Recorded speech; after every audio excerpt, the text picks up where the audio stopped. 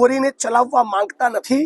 આ બાબતની એસડીએમ તંત્ર દ્વારા, કલેક્ટર તંત્ર દ્વારા, ભૂસ્તર વિભાગ દ્વારા કોઈ પરમિશન આપી નથી, તો શા માટે ક્વોરી બંધ થતી નથી? 6 મહિનાથી 8 મહિનાથી સતત અરજીઓ આપે, આવેદનપત્રો આપે, ગ્રામજનો રજૂઆત કરે અને મામલતદાર ને એસડીએમ ને કલેક્ટર બધા ચૂપ બેઠા છે। એટલા માટે અનંતભાઈ પટેલ અને હું આ તમામ ગ્રામજનોને લઈને એસડીએમ અને મામલતદારને એ કહેવા આવ્યા છીએ કે 24 કલાકમાં ક્વોરી બંધ કરી દેજો, નહીં તો આ તમામ ગ્રામજનોએ પોતે ક્વોરી બંધ કરાવવા જવાની ફરજ પડશે।